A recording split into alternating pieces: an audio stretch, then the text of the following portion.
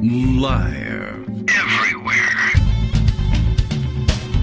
On netrootsradio.com.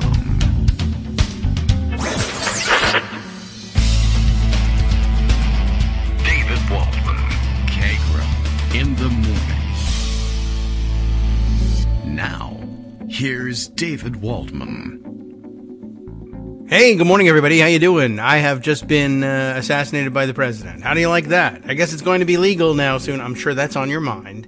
We're going to have to talk about that. But the interesting thing is the reason is that I am anti-leap year, and it is February 29th. Good morning, everybody. Thursday, February 29th. Every couple of years, we get to announce a February 29th. I don't know when the last one, maybe the last one was during a weekend. I don't know. We have to check that out. We must have a February 29th show somewhere on tape. Oh, and I should have rerun it and just said, all right, we'll take the day off. And instead of discussing, possibly the end of democracy and the American experiment, we could discuss some other things. Yes, by now you will have heard, because you're news junkies, that's why you listen to the show, you will have heard that the Supreme Court yesterday announced its interest in hearing Trump's arguments in his presidential immunity, absolute and total and complete and maybe perpetual presidential immunity arguments, which he may or may not tailor once he gets to the Supreme Court. Frustrating everyone, and there's lots of different angles to take on it, and we will take as many of them as we can. But, there are actually a few other things developing out there, and you can't ignore them all because that's part of the game too, right? If you flood the zone with all sorts of nonsense, then you take your eye off the ball elsewhere, and some things that are extremely important.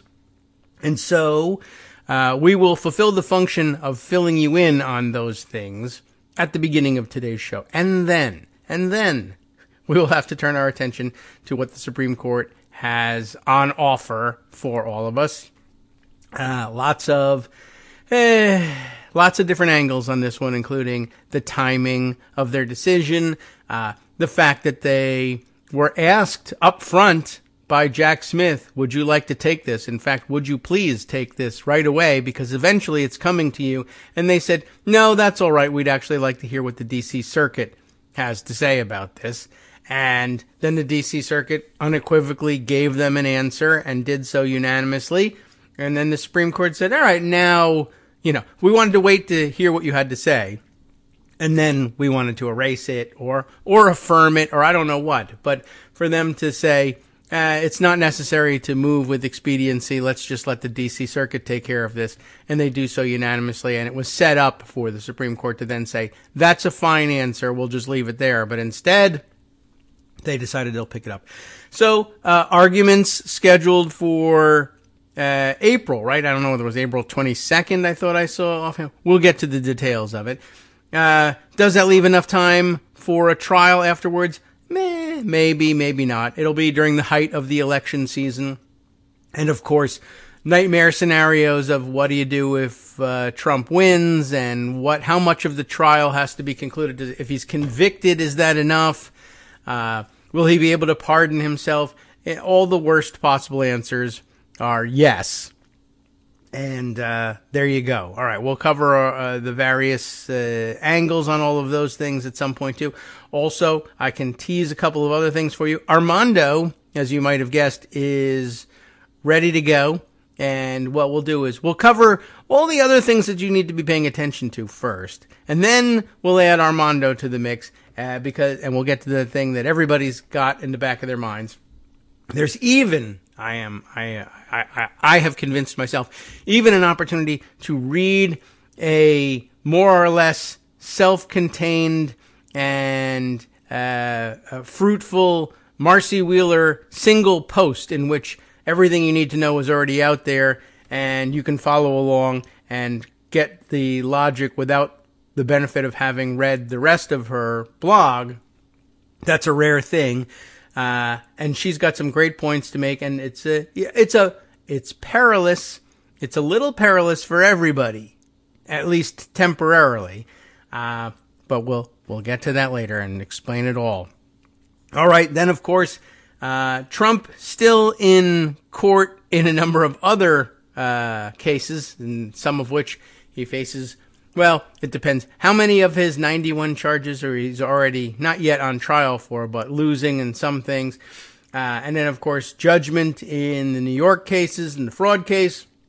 And the rather extraordinary offer he made yesterday. I didn't get to this other Newsweek, I think, article that I had tucked away where Trump, the headline on their piece was Trump wants to negotiate with Engoron and come up with a different number. You see, because it's the art of the deal. And I guess he's put that plan into action yesterday, offering, rather than the full amount of the bond that would be necessary for him to put up in New York in order for him to appeal his fraud case, some, $400 and something thousand with all the interest entailed. He says, well, I'll tell you what, how about $100,000? And I'm good for the rest. But of course, it was just a trial for fraud, so I don't know if anybody's going to buy that. You were just found guilty of fraud, and I think you might be fraudulently offering to pay the rest of it. But it was an interesting idea. I'll just put up $100,000, and wouldn't it be okay if that was right? Because, after all, it could cause a real hardship on me to come up with the rest of the money, which, of course, actually kind of underlines some of the charges against him. You said you had billions and billions of dollars. You said you had $500 million in cash. Now I'm asking you to basically show me that cash, and you said $100 million is all I can come up with, which is plenty. You're quite rich. Don't worry about it. But it's not enough to cover the bond.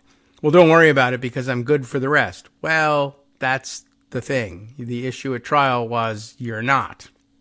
And then a rather unique argument as well. Well, it would be a financial hardship. I would have to sell some property in order to cover the bond. Well, yeah, this wealth was being disgorged from you. That's the point. Well, you see, if I win, which of course I will, then I can never be made whole again because though you'll return the cash to me, I will have lost these extraordinarily valuable buildings along the way. And that's a point, except for the fact that you've just been convicted of having stolen those buildings in the first place. Now, what if I'm cleared of having stolen the buildings? Well, you might have to console yourself with a cash position, extraordinarily strong cash position, rather than the real estate position. You could, of course, use that cash to buy other real estate and make yourself semi-whole that way. But, well, one of the problems with being charged with the 100 bazillion counts of fraud is it does tend to put a dent in your business operations. Okay. So that's going on. We have that to look at. Lots of other things too. Oh, yes, Mitch McConnell. He's an idiot and everybody hates his guts or something like that. I'm not certain. There's more to that story, to be sure. McConnell announcing that he's stepping down, I guess, so that he doesn't want to be in the middle of all this anymore, but it's also easily viewed as a total capitulation to MAGA Republicanism. I have no role to play in this. I have no control over it. I don't want any part of it. But I'm also clearing the decks for them to take over, which, what's he going to do at his age and in his position? I don't know. But no room for tributes to Mitch McConnell on this show. Just, he's going, and it can't be soon enough. And what's coming after him is worse, and we know it. And yet, we invite you to jump off a cliff, Mitch. Okay. Greg Dworkin is here to tell you that there are still other stories out there. And let's get to it. Good morning, Greg. Good morning. So there's a bunch of stuff. Good morning. So yes. I'm led to understand that Armando will be joining us maybe later? Yes. I mean, I'm leading you to understand that in the Donald Trump sense. Maybe yes, maybe no. Maybe yes, maybe no. The major story, yes, of course, is SCOTUS agreeing to accept the cert on this immunity claim. Yes. And I'll let Armando talk about that. I have to tell you, Armando's going to tell you he was right. Yes. And one of the many things he was right about, this is sort of funny to read as a lay person, okay, is that we get all sorts of legal opinion from the professors about how, this is really not something that the Supreme Court should do. Mm-hmm. And Armando's basic point, he'll state it a whole lot better than I will, but Armando's basic point is you guys know a little bit about the law, but you know nothing about politics. Hey, all right. Well, that could And so, it's like Marshall McLuhan being pulled out and say, you know nothing about my work. that may be true. Okay. So it's all political, in other words, and it's Yes. just, a reminder that John Roberts, Amy Coney Barrett, and Brett Kavanaugh all served on the George W. Bush legal team Yes. in Right. 2000 to steal that election. So why not do it again? Well, that's the perspective one ought to have going into this, is what I'm saying. Oh, okay. Well, then you're right. No, he's right. No, he's 'cause that right. was his perspective. Oh, I I think see. sometimes you step above that. I'm still not convinced that they'll, rule in Trump's favor, but they're certainly not moving very fast, and the very act of delay is helping yes. them. There's still some legal scholars out there who were saying that, there's still time, but, there's really not time. It's running thing low. that struck me, though, is, Marcy Wheeler had posted about that. I heard you mention Marcy's name. I'm not sure what you're referring to. Her celebration of today's Bissextile. That is to say, it's a word of the day. It's a word denoting the extra day, today being February 29th. No, that wasn't her subject. Yes, I did mention Marcy. I just wanted to use the word Bissextile quickly before we got away from it. Yeah, well, keep your mind out of the gutter. All right. I'm saying is you that can buy any kind of tile you want, March guys. already, and we're not having trials yet, and so that's really disappointing. That's right. But what Marcy points out is that Trump had several immunity claims, not just the one that they made to the D.C. Circuit to get Jack Smith off his back. Well, yes, he thinks he's immune from everything, of course. So, no surprise. And Marcy points out his other immunity claim is, I can steal presidential boxes. Yes, I can go right on, Sean Hannity, and if he says to me, you didn't really mean to take those, he can say, yeah, I meant to take them. I mean, after all, Richard Nixon sold this stuff for $18 million. Yeah. Right? So he could confess right on the air. Point being, sure, why not? That the very thorough D.C. Circuit, appellate, whatever. Yes, the D.C. Circuit Court of Appeals.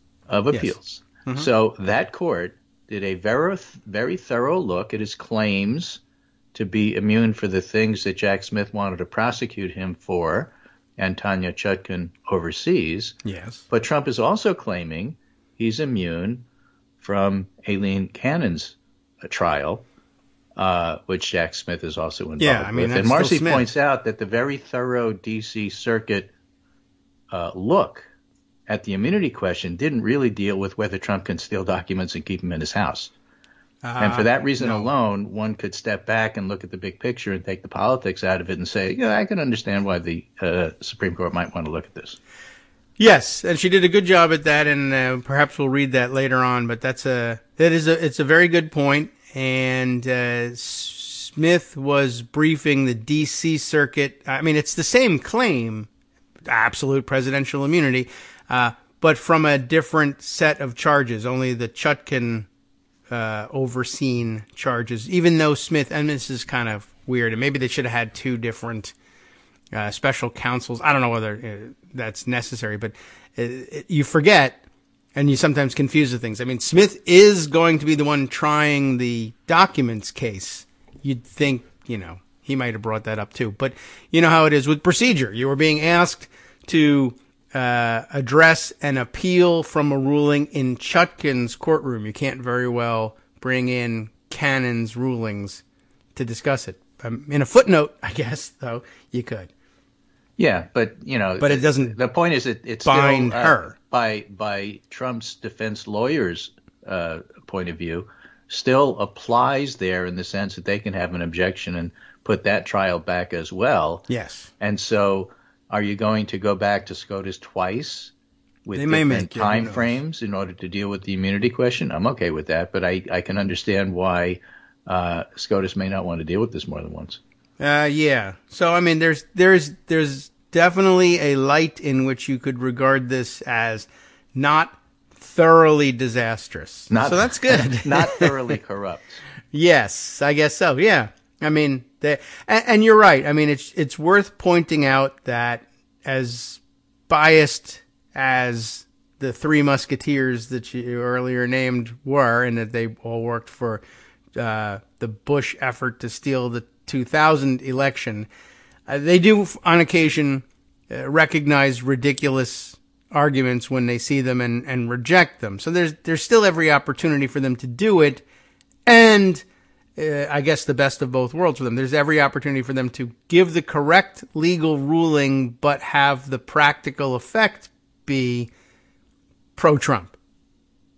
We'll see whether that actually works out. I mean, it's an opportunity for it to be pro-Trump, and then he loses, and then he's actually 1,000 times worse off. But, let's just see. Right. I'd rather just so take there's care that, of it now. and I'm sure Armando will delve into that a little bit more thoroughly than I ever could. But at the same time, there's yet another different trial to talk about. You talked about the New York one. The fact of the matter is Trump has to pay up. Yes. Yeah, sort of. Sure. You could see. I don't know. You made the point very well. You could see why the judge might say, "Okay, fine, you can keep your property, but you still got to pay up. You're not off the hook." Yeah, I mean, you don't have the money. I don't know if there's any way to do it. That's really the big deal here. Mm-hmm. Yeah, and I mean, it's a big deal twice over. Not only because, the rules say you got to come up with the money, but also because the whole trial was about you not having this money, and you kept saying, "Yes, I do. Yes, I do," and then you were convicted of not having it, and then so you're not only a convicted sex offender, you're also a convicted liar. Right, and all on the Bissextile. You're a broke convicted liar. Insofar as broke as well. Here's $100 million in cash. Well, you're taking all my cash. Now I don't have it. Yeah, I know. I'd like to be broke that way. That wouldn't be so bad. Well, it's nice to be able to pay off the bill with your cash, except he really can't because he's lying about that too. But the point is, even if he weren't lying, you're taking it from him and he doesn't have it. Yeah, that's true. I'm a millionaire. Okay, give me $1 million because you have to. Okay, fine. Are you still a millionaire? No, I'm broke. I don't know. I have this house. I can't pay for the electricity. I can't sell it. Yeah, and no court said I don't have to. Oh, okay. Of course, I can't keep. I can't pay for the upkeep. Right. I can't pay for the greens he never could. So, all right. Well, I don't mind taking this cash from him. Is what I'm trying to say. Okay. I mean, no, but I'd like to, knock him around a little bit, turn him upside down. So those are the big court things that jumped out to me. There's there's more with Aileen Cannon too. What? And who covered this? Let's see. Was it? I'm going to give her a nickname. I'm going to call her T-shirt Cannon because I like that. Oh, a Mueller she wrote. T-shirt Cannon. That's the one who covered it. Who? Wow. Oh, really? Back again. Okay. Mueller she wrote. Who I guess is a lawyer? Yes, although really it's time to jettison the Mueller. I would think. Andrew Weissman, however. That doesn't sound good. Yeah. Approved it. Okay. Said, this is really good. So that's why I'm relying on it. But basically, she picked out something because in the process, not only of waiting on what she's going to do with immunity claims, Donald Trump wanted to see all of this secret stuff, and he wanted everybody, like all the defendants and everybody on the staff and all the Chinese spies who were hanging out in the dining room. He wanted everybody to see the secret stuff that's shielded by confidentiality laws. Because don't forget, these are classified documents that we're talking about here. Yes. So he says, I want to see everything. And I want everybody, who's being tried to see everything. And I want to talk about this in open court. And Jack Smith says, you shouldn't see any of it.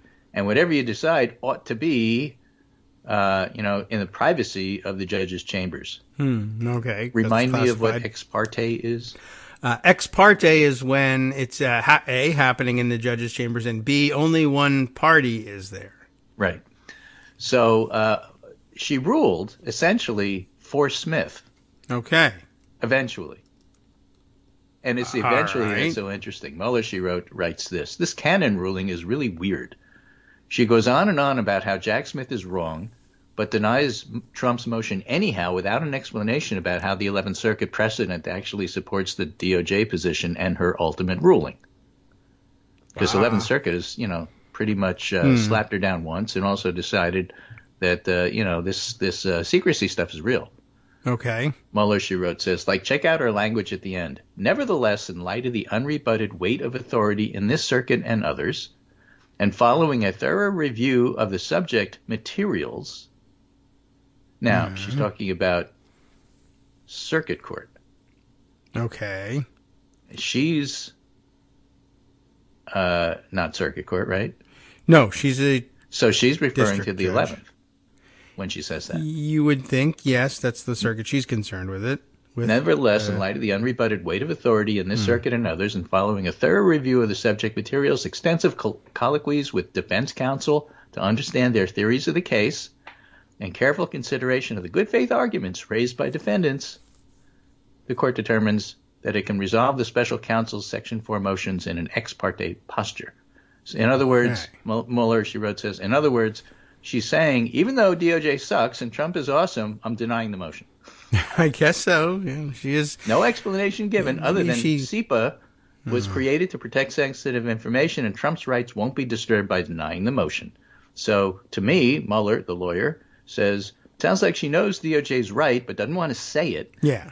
And she knows the 11th Circuit would vacate an incorrect ruling, so she does the right thing without admitting it's the right thing, and it's really weird. That may be it. Just like if I say good things about Trump, will he not understand that I ruled against? I mean, someone will tell him she ruled against you, and you should be mad about that. So I don't know how well it works, but there's not that much else to do without being held up to public ridicule. And right. She's had that before and doesn't really. The chances of this going to trial before the election are zero. The chances of her getting removed from the case are still pretty close to zero. And rulings like this keep it so. I guess. If she had screwed this one up, Smith would actually have grounds to say, look, this is ridiculous. Yeah. Okay. But she didn't. She's not giving him anything. Being careful. Yeah, she's being very careful. Yes. So I found that interesting. So there's that from Florida. We talked about SCOTUS coming up later in regard to what happened in D.C. And then there's Georgia. Okay. By the way, a point of clarification. Ex parte communications don't have to be in chambers, but they do involve only one party. They typically will end up happening in chambers.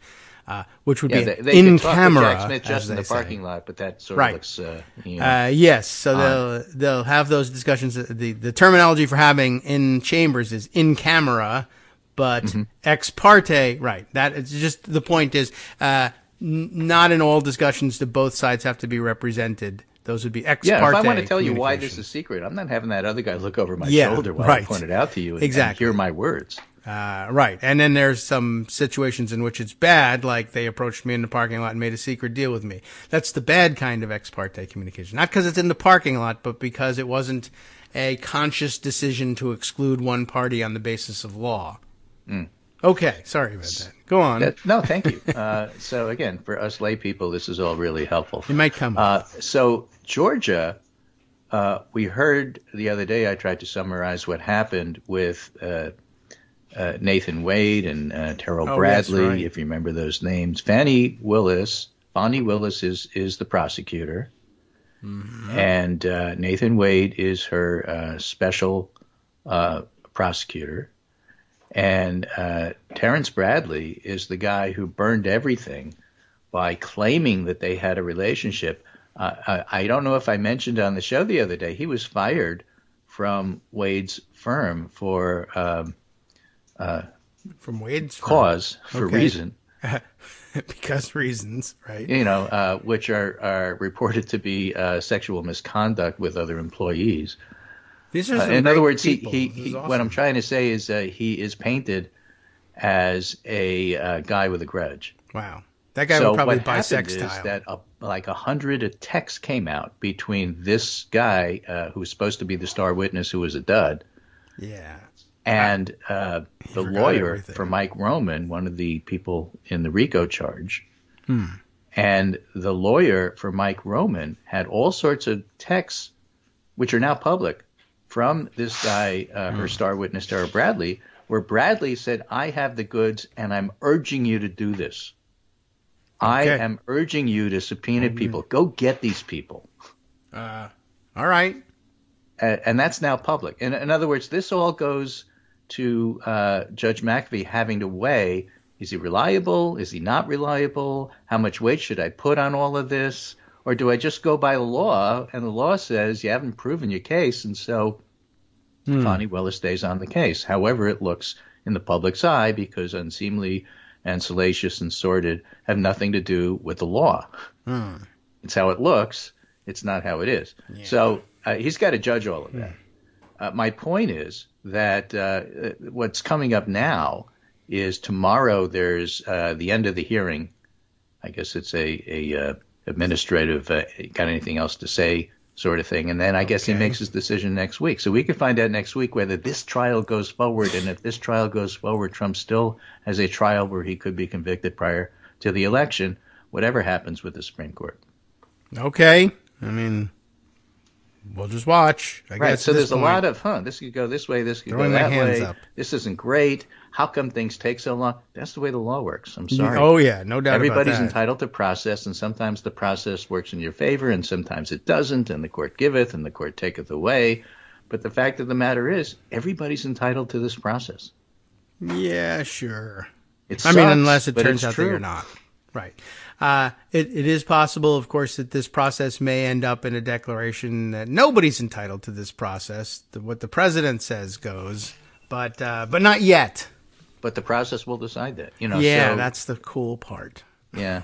So, we're stuck with it, and it's not great. And everybody was feeling pretty bad about that decision yesterday, but there it is. Yeah. Well, it still has to be decided, but nobody really wanted it to It's the time frame. happen. It's not. People aren't worried about how it's going to turn out. Well, They're some worried of them about are. the time frame. Why? Because the polls say that's a 6-point, I'll spot you 6 points in the election, says SCOTUS to Trump. Yeah. You get to, instead of run as a convict, you get to run as maybe I'm not. And maybe nothing will happen to me. And that makes a 6-point difference to people, say the polls. Oh, yeah. Okay. I mean, it would for his base, right? If you say, I'm going to very strongly make all this go away, even if it's not quite legal, they love it. So, yes, but some won't vote for him if he's convicted. Okay, well, that's true. And but they'll say, well, it hasn't happened yet. 15 seconds left. Hi, everybody. It's me, David Waldman. Yes, the same guy who interrupts you all the time. Interrupting you one more time just to tell you again, another reminder that your contributions are what keep this show on the air, and Patreon.com, Patreon.com, is still among the easiest ways to make the sustaining subscription donations that keep us afloat. Are you ready for the pep talk about how our Patreon campaign is still going strong and growing? Well, too bad.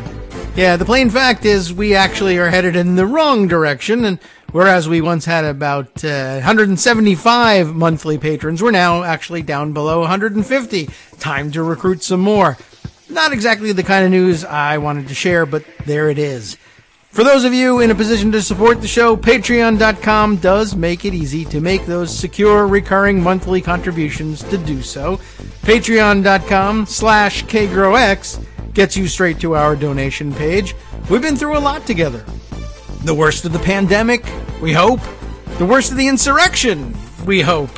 So go ahead and treat yourself. You don't need an excuse. Give yourself the gift of a little something you enjoy in life. Support the show. And of course, if you happen to prefer using PayPal or even the Square Cash app, we're up and running on those options too. So thanks again, everyone, for all your support. We couldn't, or at least shouldn't, do it without you. Hope you'll be on board soon too. Thanks for all your support. Did you get it? You sent it in. All right, everybody. Welcome back now to the Kagro in the Morning Show here on Netroots Radio. I've already lost control of it. This is the Everybody Else in the Morning Show. Who asked you? Yeah, I'm going to breakfast, and everybody gets a chance to do this. We got some fan mail last night from a listener who really enjoys the interplay here, and has decided that Greg is the eternal optimist, Armando the eternal pessimist, and I just apparently talk about the toasted coconut coffee and keep everybody. Well, that's about right. Yeah, all right. I have a lot of faith in I have people. no I think opinion people about will this vote coffee. to not put Trump back in office, but that's got nothing to do with reality. We were talking at the beginning of the show when Armando wasn't here, and this is for Armando's benefit, that a lot of the what Armando calls the legalese, the legal professors know a little bit about the law, but they know nothing about politics. And, that's part of what happened here. And I just sent Armando a tweet from one of the lawyers, Jed Sugarman. I was quoting him because he was talking about the upcoming March case in New York, which in some ways is the weakest of the 4 criminal cases, simply because trying to ding Trump for fraud because it affected the federal election is a unique legal theory that doesn't have a whole lot of precedent. But in a separate situation, Judge Sugarman's talking about what happened with SCOTUS, which is what Armando's the expert on. And back on February 6th, Sugarman said, I've skimmed the D.C. Circuit. They took their time. It was worth it. It's thoroughly unanimous. SCOTUS is likely to deny cert and more likely a trial starts. And then yesterday he tweeted, never mind, I'm a naive fool. Oh. Yeah. Well, yeah, I mean, yes, he is. And I actually don't agree with his analysis on the New York case either. I do not think the evidence is weak. I think the evidence is incredibly strong, and Trump will almost certainly be found guilty of the crime. Sugarman doesn't like that this case is being brought and whatever, but Trump will be found guilty. It's just that the penalty probably won't even be jail time. It'll be a probation or something like that. No, but I was just trying to make the point that between the New York case and potentially the Georgia case, there might be 2 convictions before the election, but Jack Smith in D.C. isn't going to be one of them. I don't think the Georgia case is going to go before the election at all. I mean, they're still fighting over this crazy disqualification nonsense. Yeah, we'll find out next week because the last of the hearing is tomorrow. Look, I mean, there's 2 ways of thinking about this, in my opinion. That is, do you think the January 6th case was the most important case? Yes. And to me, it was. To me, it But the Georgia case was important too. Look, I'm going to tell you what I think. I'm not very confident in the Georgia prosecutors or the Georgia courts. What I've seen has made me think it's just a joke down there. So I have no idea. So I know it would have been on TV and all this other stuff, but I just don't think they're that good. And I'm kind of glad, frankly, now that it's all probably not going to happen. I can think of a divorce lawyer I wouldn't hire. You can't now.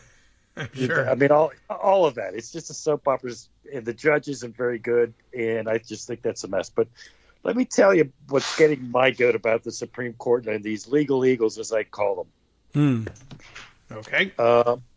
Let's go back in time, right? So Trump makes that immunity motion in the trial court last October of 2023.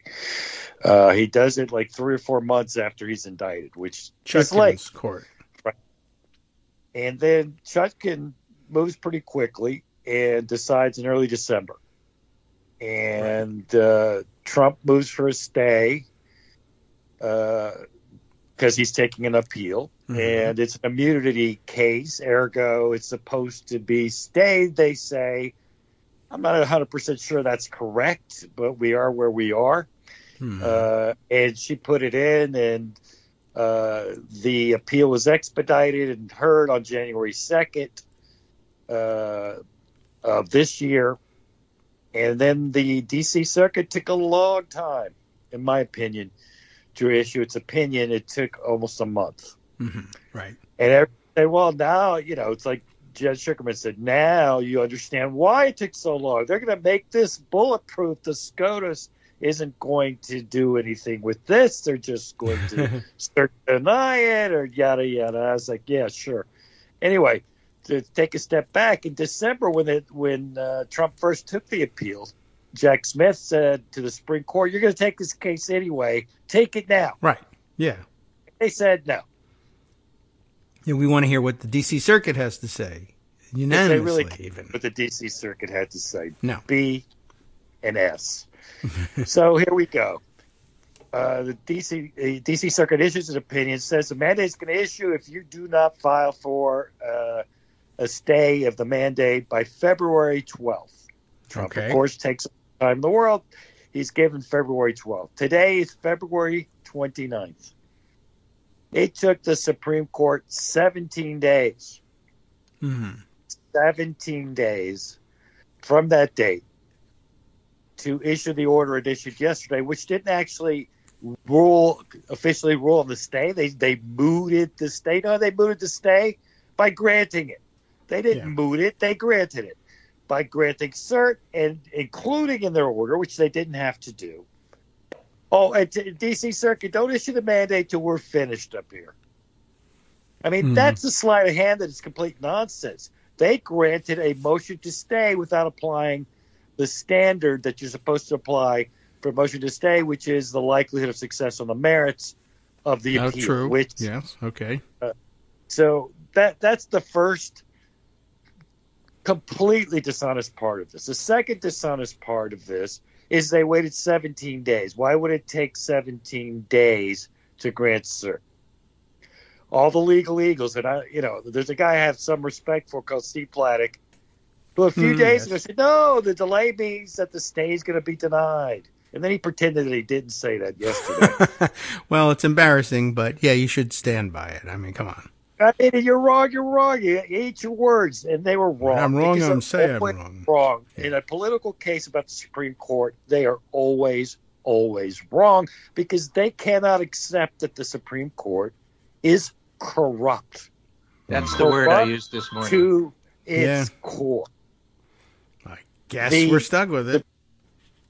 The Supreme Court could, then Jack Goldsmith now comes out with, the reason why they took the case was they want to craft a standard of official acts versus. I was like, you know what? Let's pretend that's true. You know what they didn't have to do? They didn't have to stay the case. True. They could have said, fine, we're taking the case, but you guys keep getting ready for trial. I mean, there is ultimately, this goes back to the first stage of this. There was really no reason this absolutely had to be settled, on an interlocutory basis. There is a possibility. Have the trial, and then if you're convicted, you can say, the conviction ought to be thrown out on an immunity claim. You can adjudicate that afterwards. That's that Midlands Asphalt case, which I think was right. This is not an explicit immunity from trial under the Constitution. There is no implicit, much less explicit immunity. And that should have been the finding. But, it would have been, it didn't matter. The Supreme Court was going to do whatever it wants anyway. Well, yeah. In regard to that, Armando, could you bring in the question of immunity in the Florida branch of this, which is to say Trump says, these are my boxes, I could steal them and sell them like Richard Nixon did, and it's none of your business. Does that have any influence in what's going on in D.C. immunity? In my opinion, no, because that motion's frivolous, even more frivolous than the D.C. motion. Why?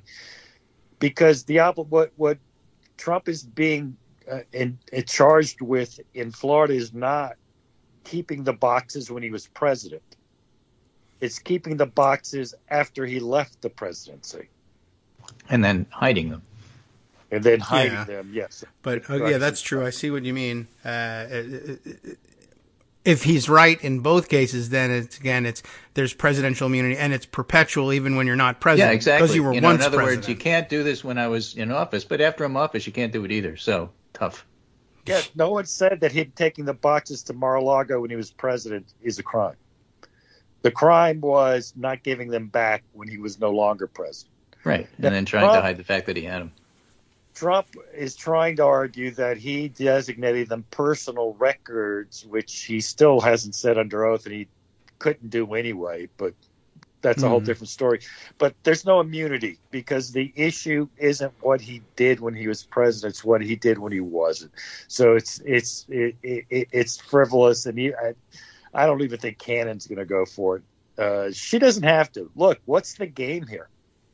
The Supreme Court is actually not going to find in Donald Trump's favor that he has immunity. Right, but they're going to do it after the election. They're going to delay the trial till after the election. There's a number of ways they can do it. A, frankly, just waiting till June 30th to issue the opinion, which they clearly will do.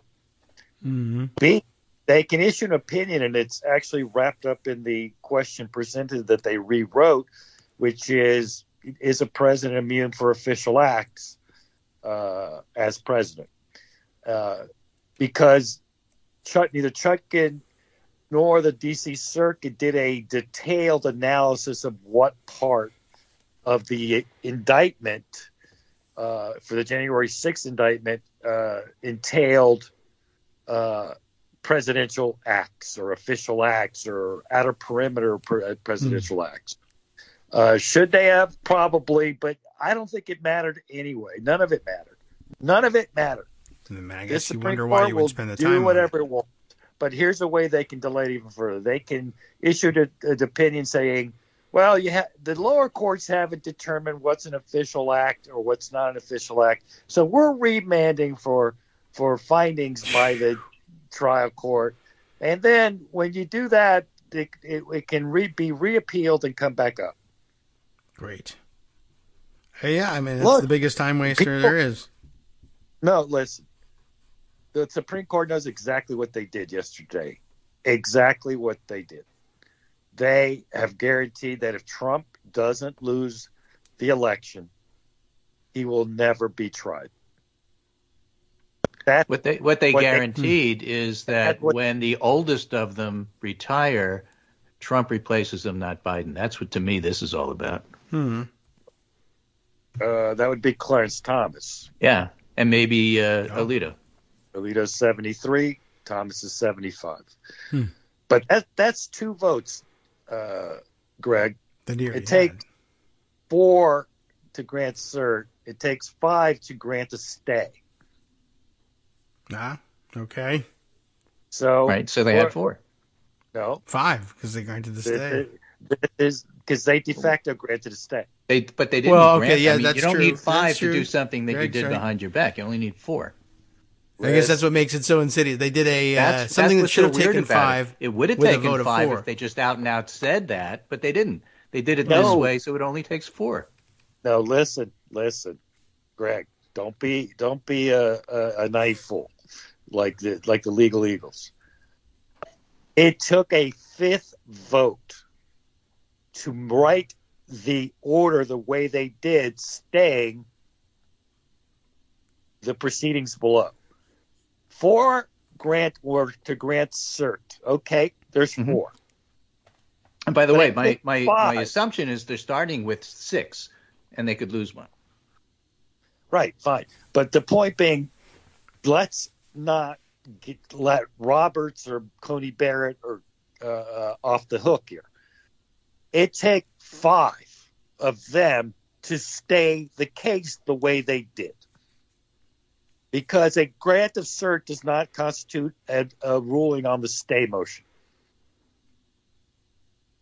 They had 4 votes for a cert, but they got 5 votes to stay the case, even though they didn't, because they're dishonest as well as corrupt. Well, that's a different issue. But I did point out when you weren't here at the beginning of the first half hour that Coney Barrett and Kavanaugh and Roberts were all 2000 W lawyers. So, I start out with the assumption that you're right. Well, look, here's what, the legal eagle, Steve Vladeck, comes up with. Well, there were 3 votes to deny cert and deny the stay, and there were 3 votes to grant cert and grant the stay. And, the count is pretty clear. It's Alito, Thomas, and Gorsuch, right? Yeah. And then the 3 theoretically are who are against on that: Kagan, Jackson, and Sotomayor. Right. So, then Kavanaugh and Roberts and Coney Barrett, they don't want to look like they're in Trump's pocket, so they're going to pretend to expedite, but they're also going to grant a stay without actually granting a stay. So this is what they came up with. And everyone sort of said, okay, well, I'll live with that, says the Trumper part of the court. And the other side says, well, at least I get the case up in 7 weeks and maybe something can happen. And they all pretend to be civil and institutionalists and all this nonsense. And it's all a big lie. And I actually find contemptuous that the liberal justices went along with this game. They should have written. It does seem odd. Disagree with the part of the order that doesn't allow trial to go on, whatever that is. Because this is a sham. There will be no trial, and This institution needs to be condemned. It is corrupt, and anybody who doesn't say it is just lying to you. They are lying to you. Every legal eagle is lying to you. The liberal justices are lying to you. Any politician who doesn't call this out is lying to you. Well, I don't know that Biden can say it, but every other person on the planet can say it. Well, Biden can't say it because he's the executive branch, so it would be improper. Jack Smith can't say it. Exactly. I understand there are those people. I'm just qualifying what everybody is. You have to expect it from everybody else. You have to expect it from everybody else. This is as corrupt as Bush v. Gore. And, so are we? Oddly enough, some of them are the same people. Oh, that's true. It's just different role. But I want to see if I can figure something out here. Are we saying? Did I understand it correctly, or do I understand it incorrectly? Well, first of all, do we not know what the breakdown was for sure? And are you saying that they essentially exercised a power, the stay, for which they'd ordinarily need a fifth vote through a mechanism by which they've decided they really only need the 4, granting cert? Exactly. Okay, all right. So it wasn't that they did find a fifth necessarily. It was that they did what they needed a fifth for using just 4. No, they needed 5 people to agree to do it that way. So I'm still confused. So, all right. Well, because no one has to sign the opinion when it's a cert. Yeah.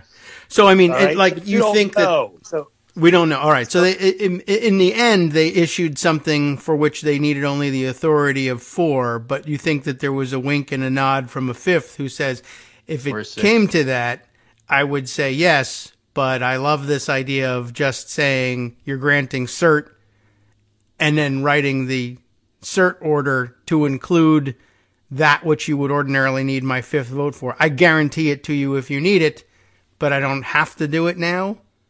Because you were just going to grant cert and say, we're doing it this way, including an order that includes an effective stay. And to whom are you going to appeal anyway? Nobody. So here's 4. I won't tell you the 4, but there were 4. Right. So let me put it. Let me explain it this way. Do you know what the court has to write to grant cert? We grant cert. That's it. Yep. They don't have to write another word. Right. And apparently that's how you write an electoral college certificate too. But this cert grant has a lot more words in it. Yes. Okay. It describes the question presented that we talked about before, and it says about official acts and whether there's presidential immunity for official acts, etc. Mm-hmm. Okay, court. That's not that unusual. Sometimes the court will say what question they want to hear. Yes, okay. Then it did a third, but it kept going.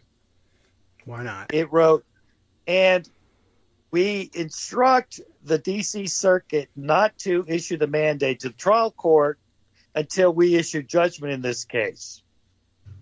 And then they said, that moots the motion to stay. The rest of that stuff needed a fifth vote. Okay. Or at least the threat of a fifth and sixth vote. Right? So they're saying, listen, this is the order we're going to issue. It'll have 5 votes or 6 votes. What do you want to do? And the 3 liberal justices said, I guess I'll keep my mouth shut. And it expedited the case, too. So, but here's what we're going to give you, liberal justice. We'll go for a little faster. We'll hear argument in 7 weeks. We've already eaten 3 weeks issuing this order, and then we're going to have 7 weeks more before we have oral arguments. So there's 10 weeks. Oh, and by the way, when Alito and Gorsuch and Thomas dissent on whatever the decision might be, if they have to dissent, but suppose they do, how much time do you think they're going to take to write their dissents? Yeah, as long as possible. It's going to be the last day of the term. June and 30th. Why not longer? I mean, there's always that. I don't know where we're supposed. The rules say. Oh, what's that decision going to say? If it says what it might say, which is we remand for fact finding by the trial court on which ones are official acts and which ones aren't. So this is a joke. This is a corrupt. Meanwhile, they would have gotten or could have gotten that decision had they let the trial go forward. I mean, that would probably be an integral part of the trial proceedings is Trump's claims that they were official acts. Yeah, and so they would have had their facts found already. Well, not yet, but on the way. Yeah, absolutely, and they could have issued an order saying, "Oh, as part of your fact finding, do this now." They could have issued let's that. have it. But we're going to keep the question here. Okay. Or they could have said cert denied, but we remand now for that fact finding. I guess that's true too. There's a million things they could have done, but none of them fit what they wanted to do. What did they want to do? Delay. They wanted to delay this case until after the election. And they have succeeded. I guess so. It's corrupt, it's obvious, and anyone who cannot see it isn't worth listening to on this issue. They're just not worth listening to. This is obvious. I mean, and not if you don't want to give yourself a migraine. It's impossible to listen to any more justification about, well, they could be doing, this is the 11-dimensional. Okay with the legal eagles who apologized and said they were fools. I'm all right with that. I accept that. I guess, sure. That's better than what we're getting. So now, just let's go forward. Oh, no. What are they going to say? Shouldn't they be saying it now? The apologies? Not apologies. No, the apologies are today. The absolute correct analysis should be tomorrow. What was I a fool about? I didn't realize how political this was going to be, which is your fancy way of saying corrupt because you're a lawyer. Well, listen, it's not just being political. Political is you're for gun rights and you twist the Second Amendment to mean what you want it to mean. That's political. This is corrupt because it is entirely unwarranted, done by deceptive means to hide what they're doing. It is... Which is putting their finger on the scale. On the election, you want to talk about election interference? This is election interference. Yeah, as I said to David, this is probably a 6-point, we'll spot him 6 points. We'll give Trump 6 points up on the popular vote here. That's what the polls say is that a conviction is worth. But beyond that, how much would a not guilty verdict be worth? A not guilty verdict probably wouldn't change all that much. Well, I disagree. I think it would tell people, well, you know what? It was a witch hunt. But, of course, it depends when it was.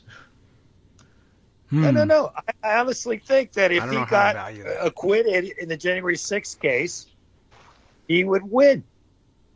It would be, I told you I'm vindicated. It's maybe. It depends how the trial goes. All right. Because we don't get to see it televised, but we get to hear everything. I don't know. I'm not going to argue that hypothetical because I just don't think there's any way he'd win a trial. I mean, if he was acquitted, he would certainly absolutely. I'm not going to spend this, time arguing that one. Yeah, I don't know. I couldn't change my mind, so I guess probably a lot of people couldn't. There's still millions of people out there who would say, okay, he was right. The 6% who say that if he's convicted, I'll change my mind. Well, now they get to be firm and say, you know what? He's innocent. I'm voting for him. Yeah, fine. True. Who are you bringing with you? That's why I said it was worth 6 points. But my point being is the voters have a right to know. They do. They should really know this before the election. It's crazy that they don't. It's unbelievable. We're going to withhold from the electorate the answer to the question, is Trump guilty of this? And the Supreme Court is the one that's doing it. That's election interference. And here I thought it was bad that the New York Times told us that we didn't deserve to know whether or not there was illegal warrantless surveillance going on in 2004. But as it turns out, it's a lot more annoying when the Supreme Court does it. In a corrupt, unethical, indefensible fashion. I guess that's, yeah. that was very valuable the two of addition. Us are not arguing against that position. No, but my point but being, it this was is what worth everybody doing. be saying. Don't tell me about what Merrick Garland should have done. Oh, All well, right, I can't. Sure, he should have done this. He should have done that. So what? Whatever Merrick Garland did, there was going to be a trial in the January 6th case until the Supreme Court stopped it. And by the way, because we only have a minute left, I feel obligated to say this is part of Mitch McConnell's legacy. Not so much for Merrick Garland, because I'm not sure Garland would have had the votes, but not convicting Trump and disqualifying him when he had the chance. And people talk about what McConnell did. The omissions are at least as bad, and that's at the top. And that's not even getting to the threat to Obama that if you disclose the collusion with the Russians during the 2016 campaign, I'll make your life a living hell. Right. And my point is there's a direct line between Mitch McConnell and this. You are correct. I think that's pretty plain.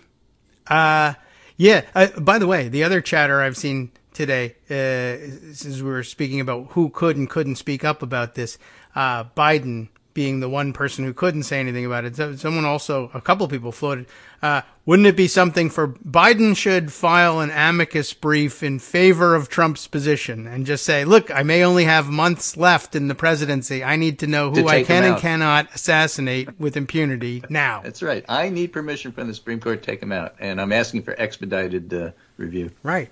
And Trump's briefs to the D.C. circuit apparently give us the mechanism, too. It's an interesting argument that he made, almost as if the Russians had written it for him. Well, isn't it the case that Obama killed people by drone strike and was never, American citizens by drone strike, never tried for that? So there must be some concept of presidential immunity for even up to a targeted assassination. So, it might be interesting for Biden to then say, I guess that's actually the answer here. I just have to, he's really just recommending the methodology here. I need to kill Trump by drone strike if I can get him to Pakistan or something. I don't know. Well, we're at the top of the hour here. Armando, if you're still interested in staying on, you're certainly welcome to do so. Greg, you too, but I know you usually have to go. I'm done. You've burnt yourself out. Okay, well, I appreciate it. Everyone enjoys. No, Armando's right. I mean, there's doing really things not this much way. more to say about it, from my point of view. But if he wants to say more about it, he's welcome. If he wants to say, hey, look, If Greg stays on, I'm leaving. No, I'm kidding. All right, well, now's your chance. The moment of truth, everybody. We're back. Welcome back. And at the moment, I think we still have everybody still on the line, but I think just for a second. Armando, you're still here. I know that much. Greg, I think, Greg has taken his leave. I don't know. I wasn't sure what he was trying to do. But just like I couldn't figure out exactly what the Supreme Court was doing, and whether it used 4 votes or 5, I don't know whether we have 2 people on the line or just 1. It looks like it's just Armando. He said he wanted to say goodbye to you, but I think in saying that he was saying goodbye to you, he was saying goodbye to you. So, right. Dual purpose, just like the court. And he embedded the goodbye in his declaration of the right to say goodbye. Right. So let's discuss that 4 versus 5 question just a bit more. Yeah. Okay. All right. So if a grant of cert was automatically stay the lower court decision or the mandate, right? Then why do you need a motion for stay? Wouldn't you instead just move for expedited grant of cert? Okay. Then you only need 4 votes. Right. Why make a motion for stay at all? Administrate stay while your expedited grant for cert is pending. I mean, why go for 5 votes when you can get it with 4? Well, yes. So that would be their preference, I guess. Although, if you have 5 votes, I don't know why you hide it. I mean, everybody kind of knows the division of the court is 6-3. I don't think anybody would be able to get any further insight into how the case is going to come out based on whether or not you brought 5 with you or 6 rather than 4. Everyone is kind of the mind that if they wanted to make a totally corrupt political decision of it, then they will. and it'll be either 5 or 6 doing it. It's unlikely that there would be a crossover 7th for an outright political decision.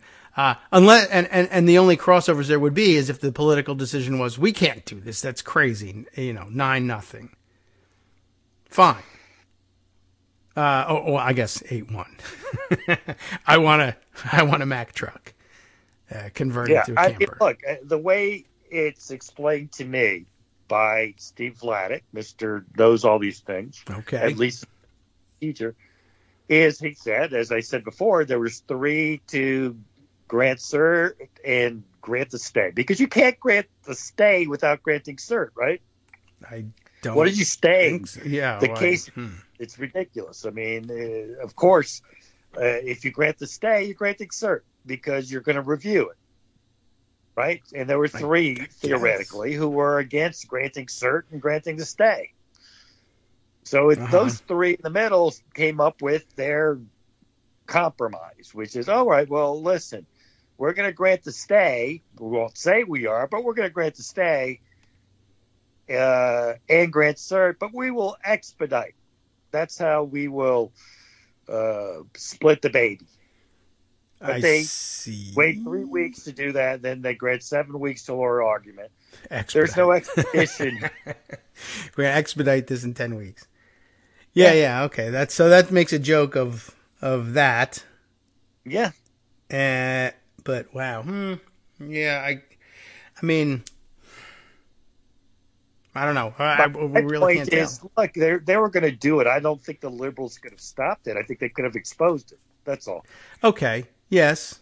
But right. And it's one of the big, I was going to say, yeah, but that's just not done. But that's why we're in this problem is, there's one side that says, I don't know. I mean, I love it when you say it's not done. It's just not done. So because it is done. Just not do ourselves into.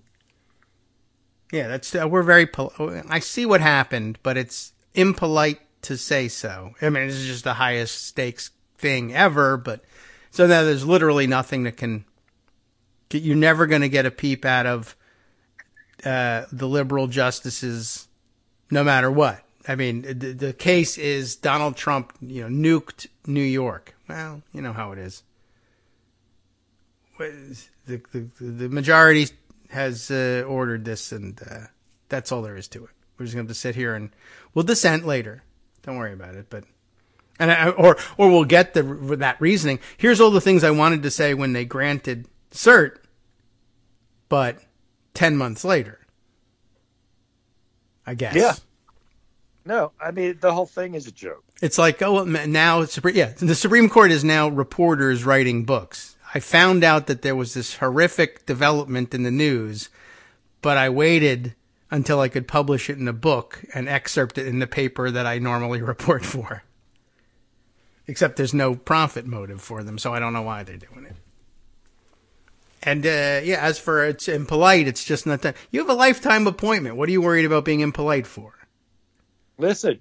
I guess now you can be assassinated, so that's bad. If Trump ends up, being dictator for life, it doesn't matter that you have a lifetime appointment. That's true. You don't freaking matter. Well, define lifetime in the face of a dictator.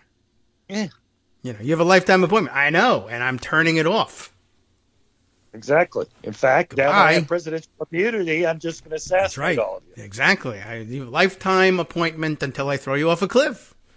At which point, I didn't, and it's a little bit like this ghost stay too. No, it's not.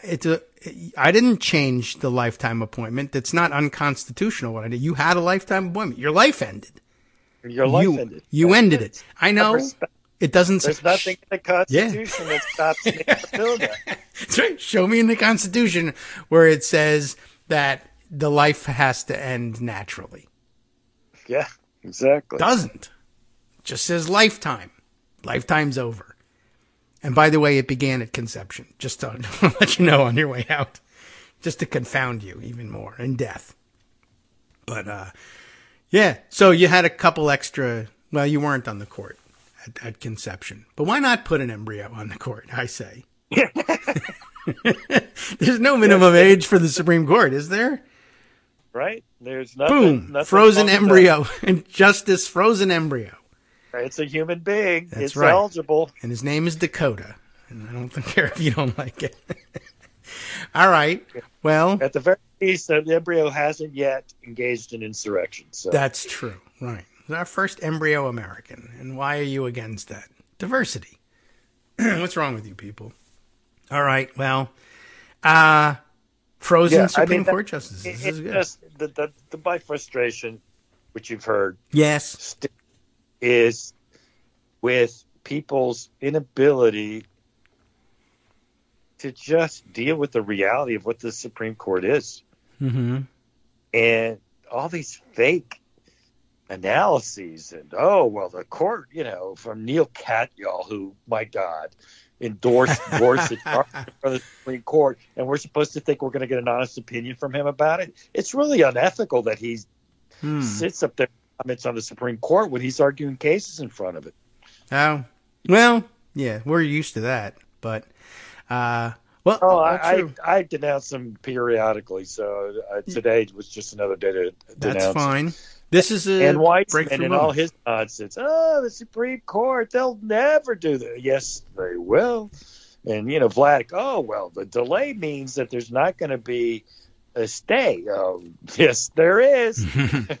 It's not a stay, but it's a stay.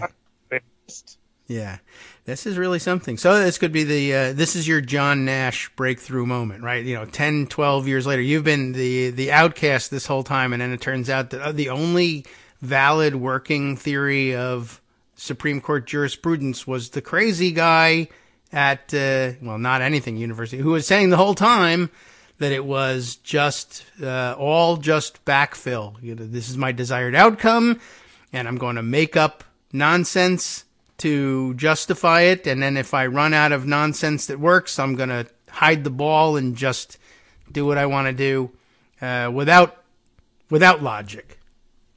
And, turned out to be true, except nobody knew it until it was too late, and so they can't give you your Nobel Prize. And there's no Nobel Prize for legal thought. Is there a philosophy Nobel Prize, though, isn't there? I don't know.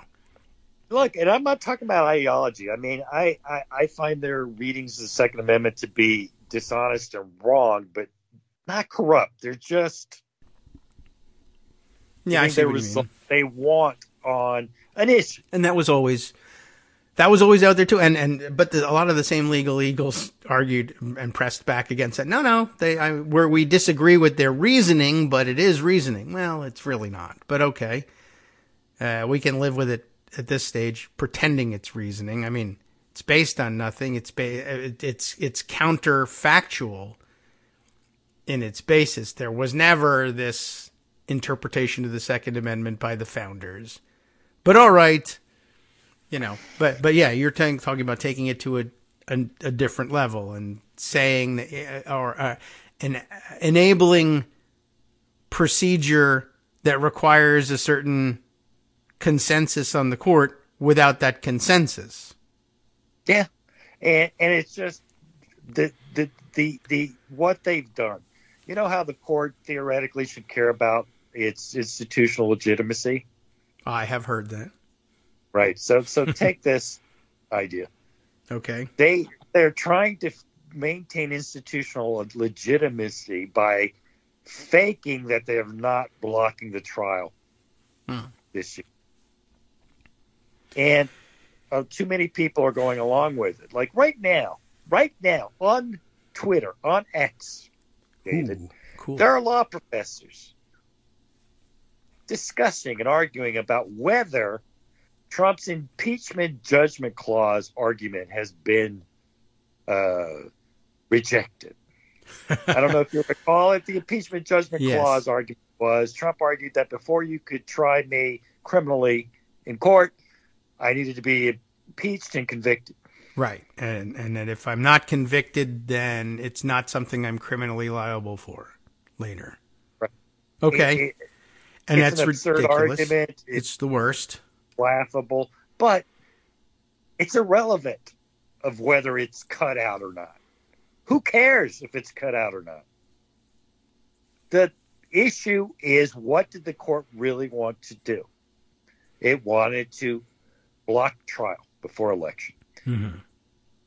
And you know what? Maybe they'll come up with some. If Trump loses, maybe they'll come up with some other way of blocking his trial if they need to. But for now, if Trump wins, they know that there won't be a trial, so they took care of that problem. But we have law professors and legal eagles arguing on Twitter as we speak, as if the issue of whether the impeachment judgment clause argument is gone or not actually matters. Yeah, that's not great. I see. I mean, and I guess they're just not meant to meet the moment or just refuse to. But yeah, I mean, this is one of the danger of proceeding this way is that no one can say for sure that they're insane for arguing this at this point. Because this muddies the waters. Whatever. Well, the Supreme Court's this normal, ordinary it's court. Just normal institution, and you know there might be some issues about how they handle this, but you know, still in all, we should analyze what they've done as if it's a normal, legitimate institution.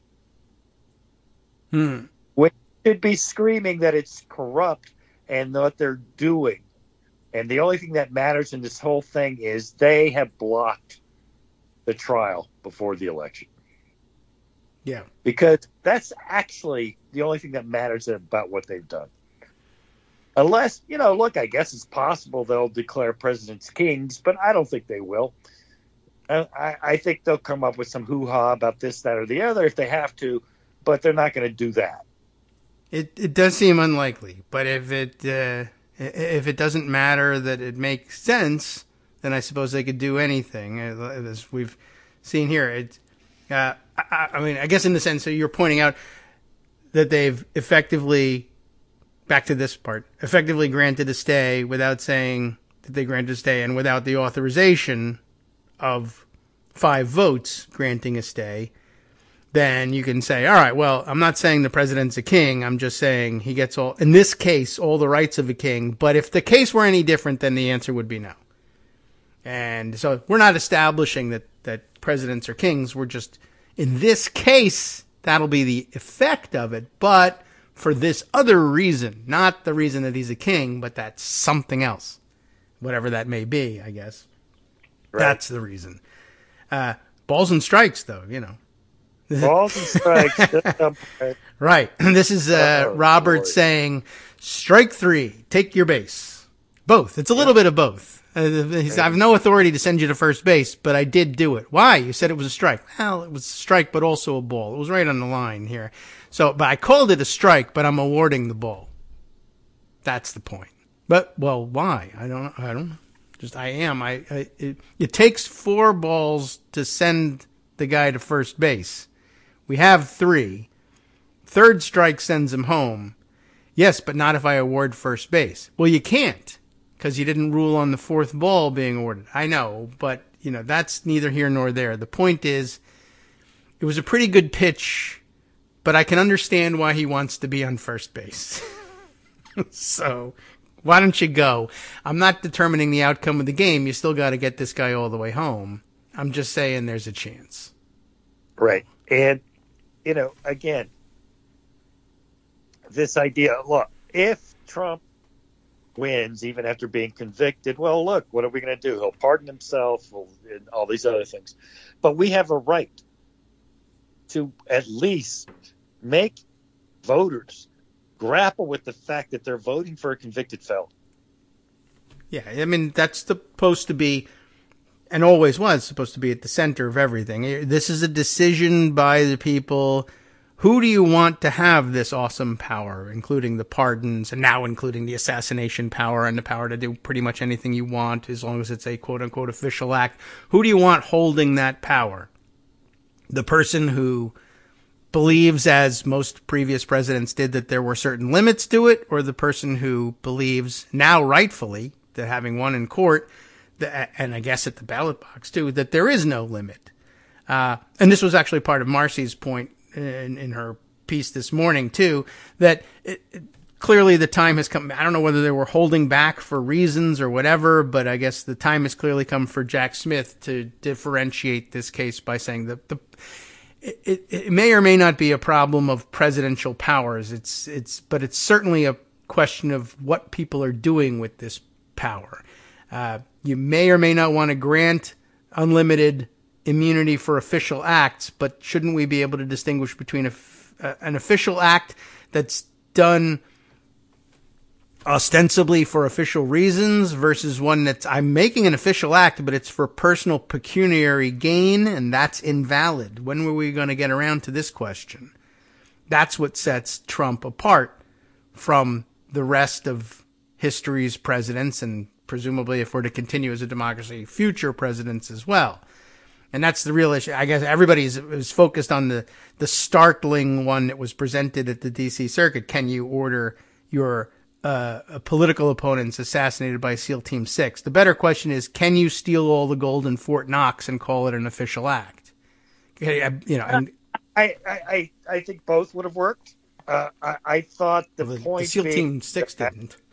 You can't, if you can't, and you shouldn't, make an official acts immunity, criminal immunity, because a president can order people murdered, right? So that's the SEAL Team 6 thing, all right? Well, and more than that. An official act is the president has the power to order the military to do something. All right. So if the president can't do that, then they'll say, well, doesn't that slippery slope into you killed al-Awlaki? And I'm like, okay, I guess you can make that argument and you could say that's illegal, but, which prosecutor is going to make that charge? The only one would be The Hague, and, we don't actually recognize that court. Sorry, so. No standing. So you can't actually say that. So the governor of a district attorney in Texas can't charge Biden with murder. What could they argue him? Well, he violated God knows what. The thing is, that's the whole problem. It doesn't work. There's no way that actually happens. So what's the federal charge? I don't know. They don't have one. That this is a fake excessive concern. Blocking. Yeah, this is a fake concern. I mean, you don't actually have to set those parameters because it's not going to happen, right? What Trump did he didn't do anything in his official capacity.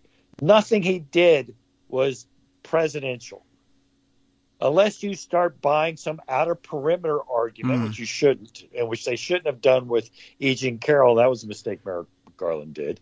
That he has to comment on people. Well, no, he doesn't.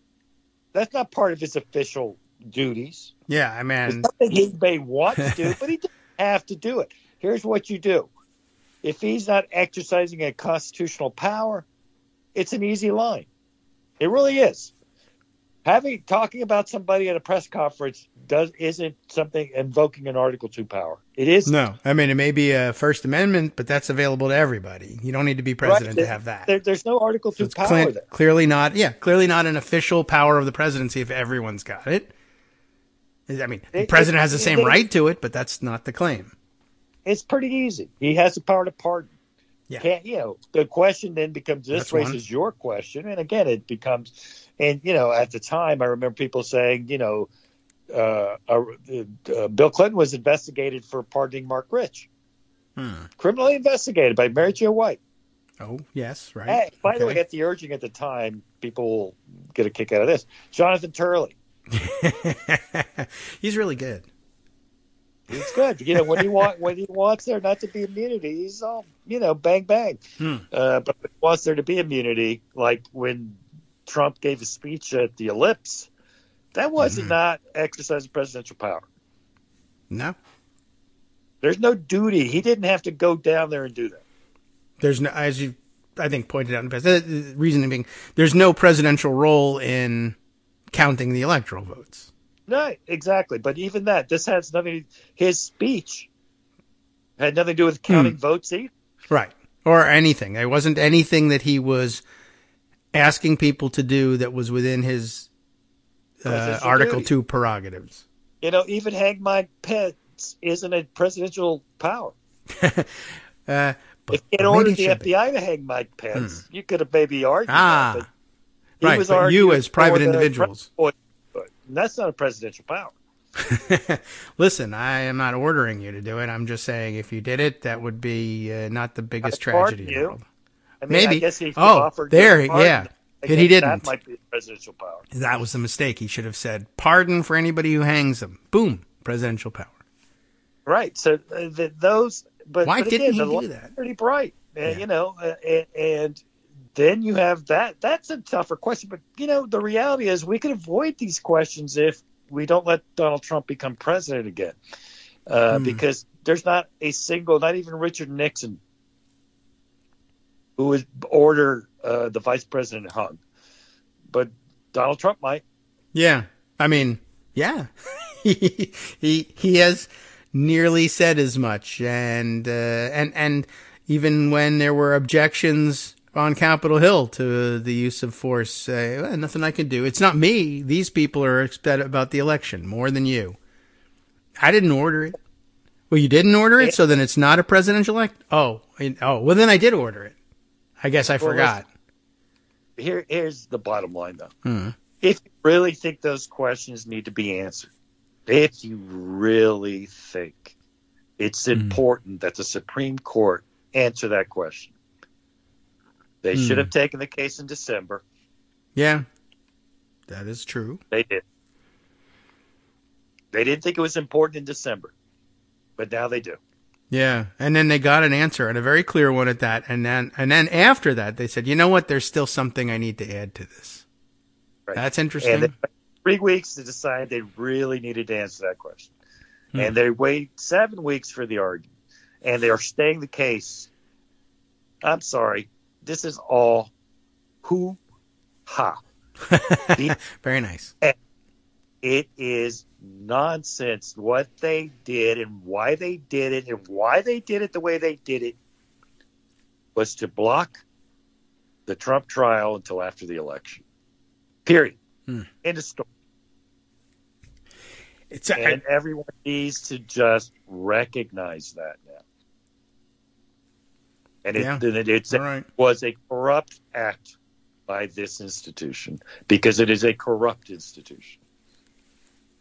Well, that's certainly in keeping with the theme. You'll find a lot of people ready to join in that theme. But yeah, unfortunately, you know, officialdom and the legal elite still just don't want to come around to that because I don't know what. I guess if there's a final realization that that's true, then it's presumably their opinions are less valuable. Although, you know, they can say we had a front row seat the whole time. In fact, it's a big deal. I'm switching over to the legal realist view now, and that's becoming more in vogue and accepted by your readership. Don't you want a recognizable legal eagle name to write the opposite of all the things I've written before? Yeah. I don't know. It's not without value. I guess. I mean, look, it's just frustrating because they just were like, they're on TV all the time and all over Twitter. It's just, I've had my fill of it. And indeed, I'm sure you've had your fill of me as have your listen. I am going to sign it. All right. And do legal realism for pay now. Okay. Well, that's true. It's a good idea to convert it into legal tender if possible, for as long as that's valuable. As soon as I guess we're not on the gold standard. So if Trump steals all the gold, you're still good. Although, why not really just declare eminent domain over the Federal Reserve as well and seize it as a personal asset? We'll see. In fact, you know, the Fort Knox should loan him the money to post his bond. That's right. That's where the other money is coming up. I'm going to give you the gold in Fort Knox. I haven't got the authority currently to do that, but by the time you need to collect this bond, I will. Absolutely. It'll be mine. All right. Okay. I'm going to let it run. I'm going to hang up now. And that is fine. It's time for our break. Just about. Okay. Well, thanks for coming on. Everybody appreciated it. And we'll continue on with this topic, because there's just no way off of it at this point. It's kind of wrapped up in everything afterwards. And I promised everybody a self-contained Marcy Wheeler moment. I don't know whether it's really going to live up to that hype, but an important thing that will, I think, help sum things up as we exit into, I tease it as we exit into our third break. And then the final segment of February comes up once again, because it is the, what did we say, Bissextile today. That's a real word. And that's not an advertisement for sextiles either. I'm not even certain what those might be. I'm not even certain why they came up with that word for what we're talking about. But here we are. All right, February 29th. It's a weird day. And there's a birthday in the family, by the way. Happy birthday to my February 29th nephew. Sup, fam? It's your boy Darwin, a.k.a. Darwin_Darko, a.k.a. the most reasonable man in America, a.k.a. KITM's senior black correspondent. You might remember me from such recordings as Spacemen vs. Space Cadets and We Need to Talk About Joe Biden. Today, I want to bring you good news about that thing you've been struggling with. Do you suffer from giving too much of a damn? Do you turn on the series of tubes and find yourself outraged at the particular way some news organization strung some sentences together only to realize, nope, this is not some fictional hellscape? Well, guess what? You no longer have to accept the life of giving too much of a damn. You can do something about it, because even you, yes you, can be a show contributor. Now I know what you're thinking. Hey, Mr. Most Reasonable Man in America, I'm not some professional podcast talking guy. Don't worry about it. Do you have a smartphone or some other electronic recording device? Well, that's all you need. You too can have a segment where you can read us an important article and give us your take. Read one of your own original essays, or even just give us your commentary on something you'd like to share that's important to you. Fair warning though, side effects may include general punditry, having opinions and hot takes, getting stuff off your chest, and hearing your own voice. If your recording lasts longer than 5 to 7 minutes, please consult kagrox@gmail.com. That's KAGROX@gmail.com.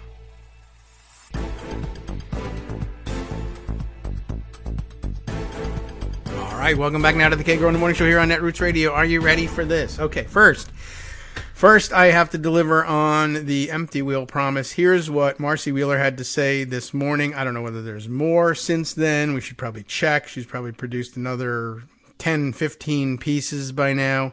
Oh, no, I think. Probably just opining then on social media as she scribbles away on the next piece. Here's what I think is the latest. Trump's other immunity claim. Greg brought this up. There is, of course, the fact that he is going to, or is claiming presidential immunity for the documents case. Also being, confusingly enough, prosecuted by Jack Smith, but being prosecuted before Aileen Cannon, not before Tanya Chutkan. And it is the Tanya Chutkan courtroom from which the initial appeal on the subject of presidential immunity came. And so you can see, although the fact is that this is also being argued by Jack Smith, it's gone all the way up to the Supreme Court.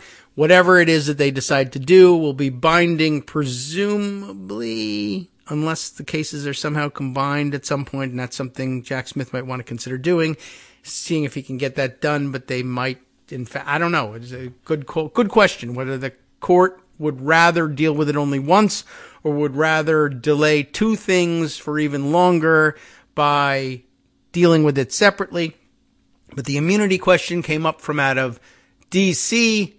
court, the district court of the District of Columbia, federal court, Chutkan's courtroom, right? So they can only answer the Chutkan question, and they may or may not be able to, unless something happens. They'll only be answering the question for Tanya Chutkan, and Aileen Cannon has to deal with it on her own. Anyway, here we are with Empty Wheel. Trump's other immunity claim, stealing boxes and boxes of classified documents. There's another point that has not yet been made here that is contained within this piece. And as I said, I think it's a relatively clear piece to stand all by itself. Whatever else the SCOTUS grant of Trump's immunity claim did, and we're talking about the Chutkan version, it provided the basis for scheduling clarity. It seems likely SCOTUS has committed to deciding the immunity question by the end of the term, in June. And again, I remind you, that's just like a rule, man. And that means both that, hey, there's nothing you can do about it. That's the rules. And also, hey, it also means that there's nothing you can do about it if we break the rules, because who are you going to ask? So, I mean, could it go past June? There's no reason why anybody should, or why they should be allowed to, or would even need to. But what if they did? If they did, I don't know. I don't know. Anyway, but for now, it seems likely that the SCOTUS is committed to deciding the immunity question by the end of the term in June. That would present Tanya Chutkan with the decision of whether to try the January 6th case, the D.C. version, during the election season. That is her choice to make, not DOJ's, she points out. She has been entertaining starting the trial in August, which would have bled into the election season as it is, so she may decide to do this, that is, to go that route. If she does, it is unlikely that a jury would reach a verdict before Election Day, but the trial would give voters, at least some, I'll say, opportunity to see the evidence before voting.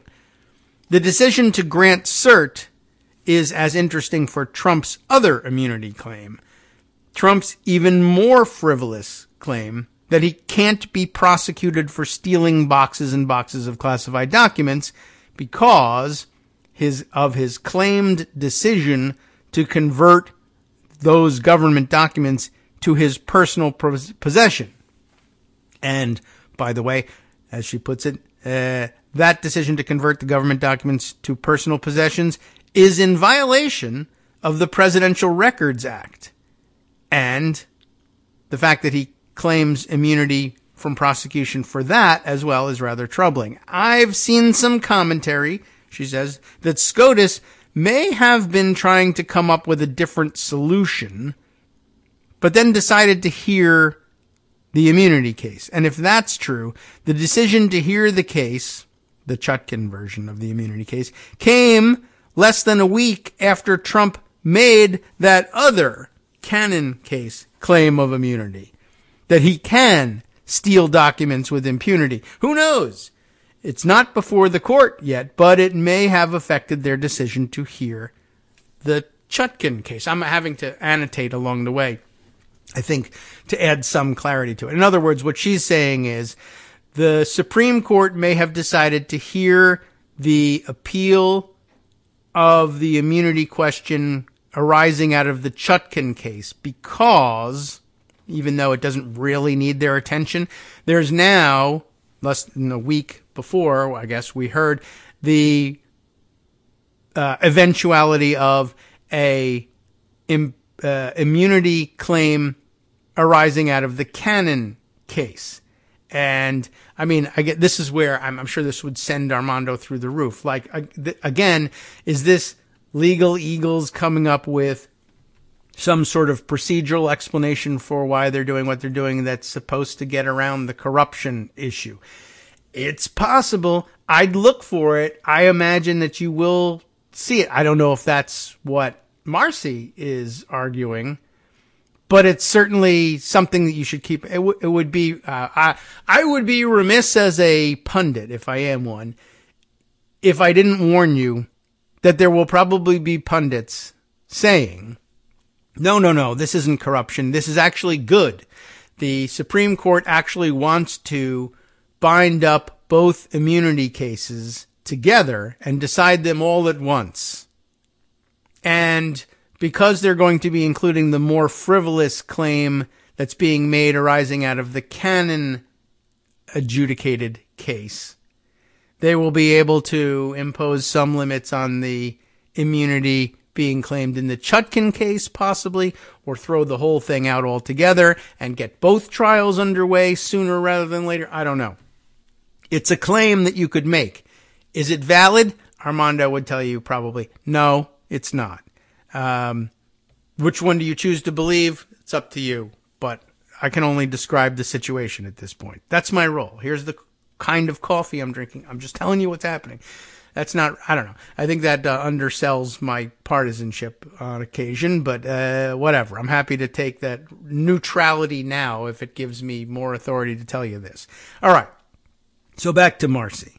Where were we in this? Yeah. Well, now we were going to get around to the really important point that she was making here, but I'm going to have to read this paragraph over again with the annotations. The decision to grant cert is as interesting for Trump's other immunity claim from Florida, the more frivolous one, for pretty good reason. Will they bind them together? We don't know. What's the reason it's so interesting to look at the Florida immunity claims? The matter will be fully briefed by the time Jack Smith submits his brief to SCOTUS on April 8th. So, he can have two absurd claims of immunity to address. Trump's claim that he can steal the election with impunity, and Trump's claim that he can, I'll just rewrite this a little bit, steal boxes of classified documents with impunity. That's not how she wrote it, but it's a good reflexive construction. Now I'll give it to you in a second as how she wrote it. If we wrote it my way, it would be Smith can have two absurd claims of immunity to address. Trump's claim that he can steal the election with impunity, and Trump's claims that he can steal classified documents with impunity. Now, the way Marcy has it, which adds some additional clarity here, the matter will be fully briefed by April 8th, and Smith can have two absurd claims of immunity to address. Trump's claim that he can steal the election with impunity, and Trump's claim he can convert boxes and boxes of classified documents to do with as he pleases on the way out the door, even if it violates the Presidential Records Act. Here's where it really becomes important. Why? Because the Presidential Records Act is a law passed specifically to apply to presidents. One of the matters that has been hypothetical before the D.C. Circuit that say Trump might sell nuclear documents to our adversaries or adversaries if you're British or fake British. One of those issues, one of those hypotheticals has become concrete. That's actually two extremely good points wrapped up in one. I'm going to parse those two out. One, well, we don't know the limits of presidential power. There may in fact be a doctrine of absolute immunity. It's one thing to say, well, when exercising presidential prerogatives or official acts, official acts can certainly be made immune from prosecution. But you are handed a unique situation in the Florida documents case. It's almost as if Trump, as an idiot, went out looking for a law that he could break, which couldn't possibly, under any logical circumstances, be subject to a blanket claim of total presidential immunity. Why not? Well, there's just nothing on the record. We never thought to do anything about making murder specifically applicable to the presidency. In fact, there's an argument being made, and it's presented later on in this piece, that that's outside of the kind of things that a president can, in fact, be prosecuted for. But, like I said, it's almost as if this idiot went out and tried to find something that he couldn't wriggle out of to violate, just to see, can I, in fact, dictator my way out of everything in the world? He broke a law that was very carefully considered and passed by Congress with the explicit intent that it apply to the presidency, both during the presidency and afterwards. It's called the Presidential Records Act for that reason. This was a law. This is going to apply to presidents. If you can wriggle out of that with presidential immunity, then that's it. That's the end of everything. There's just no such thing as law left if you can get out of that. Right? And not only that, that's not the only amazing point in all of this. The other point is Trump, before the D.C. Circuit, everyone remembers, I guess like the Kevin McCarthy on tape thing. Everyone sort of remembers a weird part of this. Everyone remembers, well, you're saying that the president can order SEAL Team 6 to kill his political rivals, and Trump essentially having to answer, yes, I am saying that, and that grabbed an awful lot of attention, and rightly so. But perhaps even more interesting, Trump is, at the same time that he's saying, well, yeah, actually, I mean, I know it sounds weird when you put it that way, but yes, that's what I'm arguing. At the same time, Trump is saying, well, there are reasons that I say that you can get away with political murder. And that comes up, too. That's point number 3 that's not illustrated in this paragraph, but comes later on. Damn, I keep getting distracted with this. The point here is that Trump is arguing all this stuff that Jack Smith and the DOJ are arguing. Well, you know, if you allow for presidential immunity, you'll allow presidents to murder their opponents. You'll allow presidents to steal nuclear secrets and sell them to our adversaries. You'll allow presidents to steal the gold out of Fort Knox, for that matter. And the Trump argument here is all these stupid hypotheticals. Look, I understand you can design frightening hypotheticals all day long, but the fact is, as a practical matter, none of this stuff is ever really going to happen. We've been a country for 200, going on 250 years, and none of this stuff has ever happened before, and it's not going to happen later either. The president, Trump or otherwise, is not going to murder his political rival. If he wanted to do that, he could have done it already when he was president. If this was his theory, he could have done it. But he didn't do it because he's not going to do it. He's just not going to happen. These are stupid hypotheticals. They're frightening, but don't worry about it because anybody can make up frightening hypotheticals. But one of the other points that gets made, and this here is actually in this paragraph, well, one of the hypotheticals isn't that hypothetical anymore, right? The hypothetical of, well, what if the president can be immune from everything, let alone pardon himself? That's still on the books. But if the president is immune from everything, then he could steal nuclear secrets, convert them to his personal possessions, and then sell them abroad to anybody, our adversaries or otherwise. Right? Yeah. Hypothetical. Well, not hypothetical. There's nuclear secrets in those boxes. Well, yeah, well, you don't know if he sold them yet. Well, that part is, I haven't been able to nail that part down yet. But the hypothetical has become concrete. The ex-president is in possession of nuclear secrets that he claimed were his own to give away to whoever he wanted to. That's pretty damn close to the line. Shouldn't we consider that one to have maybe almost gotten there? It's somehow different in kind from the suppositions about SEAL Team 6? Yes, and a good point. Thank you. Now there's more from Marcy. Given the question as posed by SCOTUS, that is, whether, and if so, to what extent, does a former president enjoy presidential immunity from criminal prosecution for conduct alleged to involve official acts during his tenure in office? Given that question, I think SCOTUS may have been uncomfortable with the D.C. Circuit's thin treatment of Trump's argument. I mean, if it was thin, it was probably because it was dismissive of Trump's argument. But which argument deserved to be dismissed? There are two wrapped up in this. The one, presidents have absolute immunity before, during, and after their presidency. Well, I would be thin in dismissing that too. But there's more.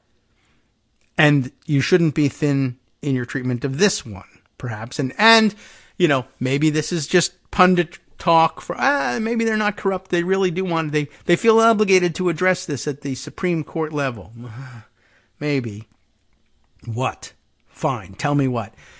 Well, maybe they're uncomfortable with the D.C. Circuit's thin treatment of Trump's argument that without immunity, former presidents could be prosecuted for things like, forget SEAL Team 6 and fantasies about assassinating their direct political rivals. What about being prosecuted for doing things like approving a drone strike on Anwar al-Awlaki? Al-Awlaki. That's a tough one to pronounce, but it's a famous case. What about ordering a drone strike on Anwar al-Awlaki? Note, when Trump raises this, he never mentions, by the way, let me hold this for a second. Does everybody remember who we're talking about here? This is a U.S. citizen wrapped up or accusations of connections with terrorists. I mean, I guess I'll just read you the Wikipedia entry on this. Anwar Nasser Abdulla al-Awlaki, that's my best attempt at this one, was an American Islamic scholar, but an American Islamic scholar and lecturer who was killed in 2011 where, I goofed it up, I couldn't remember where. Was it Pakistan? Was it Afghanistan? No, worse. Just in terms, let me just turn your stomach over just one more time. In Yemen. Oh, God, Yemen. That's right. Jeez. All right. Killed in Yemen by a U.S. government drone strike ordered by President Barack Obama, for which, at the time, certainly there were probably Republicans saying, why, but it was, of course, people of extraordinarily poor faith, probably like Rand Paul and the like, who were doing it for partisan reasons. But al-Awlaki became the first U.S. citizen to be targeted. I mean, he was the target of it. It wasn't an accident. To be targeted and killed by a drone strike from the U.S. government. U.S. government officials argued that al-Awlaki was a key organizer for the Islamist terrorist group Al-Qaeda.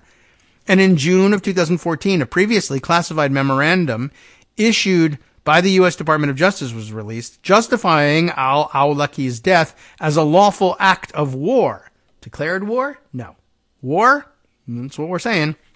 Civil liberties advocates have described the incident as an extrajudicial execution that breached al-Awlaki's constitutional right to due process, including a trial. I mean, yeah, there's more, considerably more, but that's the background that you need to know in order to consider what Marcy is saying here. There's a point, but there's a counterpoint as well. Hold on for that one. But essentially, right, what if the SCOTUS is just uncomfortable with the D.C. circuits not fully fleshing out the possibility that Trump, in good faith, is arguing, well, Barack Obama, by all rights, should have been criminally liable for the extrajudicial execution of Anwar al-Awlaki, right? But he wasn't. Because, I mean, essentially at bottom, the decision was from President Obama. This guy is so dangerous and so bad for the world that we have to take him out as an act of undeclared war, although maybe it's declared, right? It's a part of the global war on terrorism. And at some point you say, at some level you say, Republicans, this is on you. You decided that there could be a perpetual state of more or less undeclared war so long as there was an authorization for the use of force in the global war on terror. There were Democrats who said, that's a bad idea. We should repeal that. You said, no, it's a good idea. We should do it. And then the fallout was that, as it happens, Barack Obama was the guy who discovered that maybe it was legal for an American president to target and kill an American citizen without due process because he was just so bad for America. And by the way, or the world, and by the way, I don't know, what if President Joe Biden says, well, there's another guy who I think is just so bad for America and so bad for the world that da-da-da-da-da. But ironically, here is Trump saying, well, this is the contradiction that's built into it. Well, I should be able to do that with anybody I want, but Biden shouldn't be able to do that to me. So that's bad. But here he is arguing, well, if Obama was allowed to kill al-Awlaki, and it's not entirely certain that that is the final decision on this, then clearly there is such a thing as presidential immunity anyway for official acts, right? Even if they're overtly illegal. So there you go. You should be able to let me go on this one too. Okay. And it might be arguable that you say, well, okay, insofar as January 6th goes, yes. But what about those documents that were stolen? There is, in fact, an overt statute passed with the full agreement and knowledge of Congress that it was meant to apply to presidents. What do we do with that congressional intent on this? I don't know. But anyway, back to the way Marcy frames this whole thing. And now the counterpoint. Note that when Trump raises this al-Awlaki issue, he never mentions that he, Trump himself, ordered and executed the killing of al-Awlaki's daughter later on. But that's okay because, of course, Trump claims the same immunity for himself. But it is interesting that he leaves that out. That's the counterpoint. So, here's then a pull quote from the D.C. Circuit's treatment of Trump's argument about this. Former President Trump argues that criminal liability for former presidents risks chilling presidential action while in office and opening the floodgates to meritless and harassing prosecution. These risks do not overcome, quote, the public interest in fair and accurate judicial proceedings, unquote, which, quote, is at its height in the criminal setting. And citing the Vance case here, former President Trump first asserts that the prospect of potential post-presidency criminal liability would inhibit a sitting president's ability to act fearlessly and impartially, citing the especially sensitive duties of the president and the need for bold and unhesitating action. I guess here you might want to hang your argument on impartially, right? You can't act fearlessly and impartially if you are burdened by the prospect of criminal liability. Well, yes, but then for you to say steal all the gold in Fort Knox, that's not an impartial act. But then most people would probably say murder isn't one either. Murder, certainly not murder of your political rivals. And what if, is there there's a qualitative difference, I guess, in your political rivals domestically versus your political rivals internationally. But certainly Al-Qaeda would want to overthrow your regime.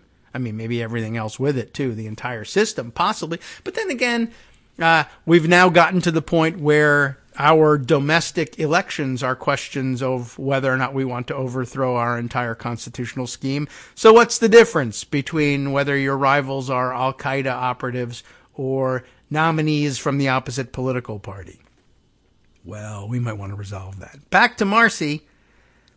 There has to be something that distinguishes such actions from those charged against Trump, right? The al-Awlaki drone strike, or any drone strike. There has to be some difference between that and what we're charging Trump with, and that something is likely to be the conversion of the presidency to one's own personal benefit. That probably needs to be discussed at some point. It's not in the D.C. Circuit opinion and needs to be. All the more so given that in Florida, Trump is claiming that he could legally simply convert boxes and boxes of classified documents to his personal property, even though the Presidential Records Act specifically prohibits it. It is not in the D.C. Circuit opinion, but something like that has to be. Some measure to distinguish the ordinary unlawful stuff that presidents are asked to authorize on behalf of the country and the venal stuff that Trump did to benefit himself. It does feel like there's a qualitative difference, doesn't there? Tomorrow, Judge Cannon, that's, I guess, tomorrow, Judge Cannon will hold a hearing to discuss how to schedule that trial. Now, when did she write this? This today? Yeah. So tomorrow, Judge Cannon is going to be dealing with that. Her original schedule included 6 months of things after pretrial motions, which would put her schedule at September as well. That is finally getting around to the trial in September, though she's obviously more likely to stall until after the election than, say, Tanya Chutkan would be. But one thing that she can expect is that by June, Trump's immunity claim will be resolved. Wink, wink, maybe yes, maybe no. Now, what she says is an update here. There's language from Trump's brief that addresses this problem. Now, I'm reading to you from Trump's brief to the D.C. Circuit here. And it says this: the panel opinion, the D.C. Circuit's opinion, ignores the long history of real-world examples of presidents engaging in actual behavior that political opponents viewed as egregious and, quote, criminal. Instead, keying on the special counsel's arguments, the panel fretted about lurid hypotheticals that have never occurred in 234 years of history, almost certainly never will occur, and would virtually certainly result in impeachment and Senate conviction, thus authorizing criminal prosecution under his theory, if they did occur, such as a hypothetical president corruptly ordering the assassination of a political rival, or many of them, through SEAL Team 6, for instance. Such hypotheticals provide fodder for histrionic media coverage, but they are a poor substitute for legal and historical analysis. Confronted with real-world hypotheticals, such as President Obama's killing of U.S. citizens by drone strike, the special counsel conceded below, in the trial court, that presidential immunity from criminal prosecution for official acts likely exists and would apply, directly contradicting the categorical holdings to the contrary of both the appellate panel and the trial court. He appears to have something here. That, of course, means he's referring to the special counsel admitting that a drone strike where civilians were killed might be the kind of place in which the court would properly recognize some kind of immunity. Further, the logical presupposition of such speculative hypotheticals, i.e. that the founders supposedly must have attended that no alleged presidential misdeed could ever escape prosecution, is plainly incorrect and contradicts the basic premises of a system of separated powers. While the separation of powers may prevent us from righting every wrong, it does so in order to ensure that we do not lose liberty. Citing Scalia's dissent in the Morrison case, Jack Smith's response doesn't really deal with this issue in depth, and it's quoted here, and we can't really get all the way through it, but let me hint to you that I agree. It doesn't really deal with the issue in depth. It's very complex. It's not a fun one to think about. And, the point is that there probably are such things as acts in, I guess maybe the global war on terror and the ongoing authorization for the use of force made us think differently about these things. But at bottom, unfortunately, both civil libertarians and Rand Paul may have had a point, though they may have had it for different reasons. From networksradio.com. You have been listening to Kagro in the Morning with David Waldman. All right, you must be sick of this by now, and it's time to give things over to Justice Putnam for the West Coast Cookbook and Speakeasy. He'll definitely be talking about this, but he'll also take you around the country and around the world, just as we did for our first segment, and treat some stories that actually need a touch today. We'll be back tomorrow for one more show to do it again.